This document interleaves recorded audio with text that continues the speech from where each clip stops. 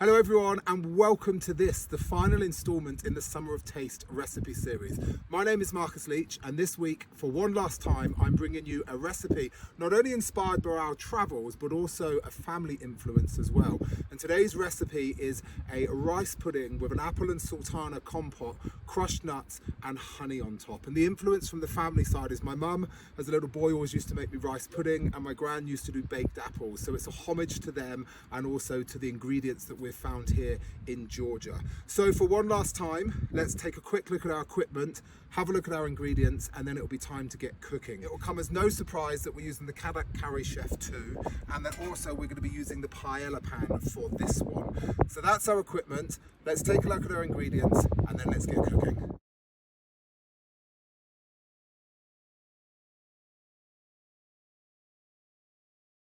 The first thing we're going to do for this recipe is we're going to make the apple and sultana compote. Now to do that, I've melted 75 grams of butter in the paella pan, and I'm going to add in my apples and sultanas. I've got six just green apples, peeled, chopped into small pieces, and I've got 200 grams of sultanas.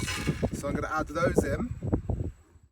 In order to get a little bit of sweetness into the recipe, I'm going to be using honey. Now the honey we're using is fresh from the mountains here. It's local produce, really good quality. So I'm just going to add 1 large tablespoon of honey into here.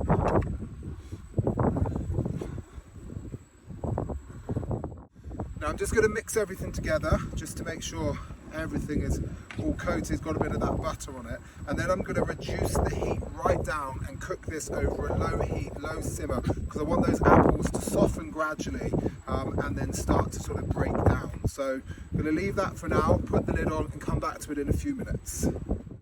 That's been cooking over a medium to low heat for about 15 minutes now. The butter's all been absorbed in. It's starting to get a little bit soft, the apple, but still retaining a bit of bite because we don't want it to break down completely.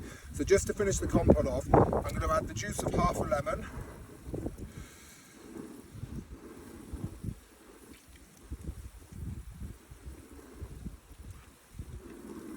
And I'm also going to add in 1 teaspoon of cinnamon.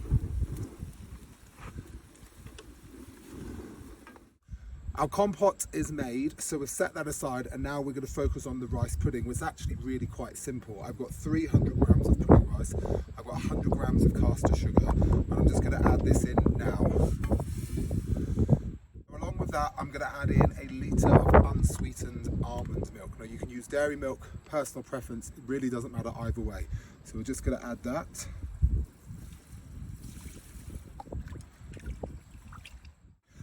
Now I'm just going to stir everything together now to make sure that's all mixed through nicely, and then I'm going to reduce the heat to the lowest heat we've got on the Kadak. I'm going to pop the lid on and I'm going to let it cook over a very low heat for about 25 to 30 minutes. And what I'll do is I'll check a couple of times through, and if for whatever reason it's just starting to get a little bit dry, I can always add a little bit of extra milk into it.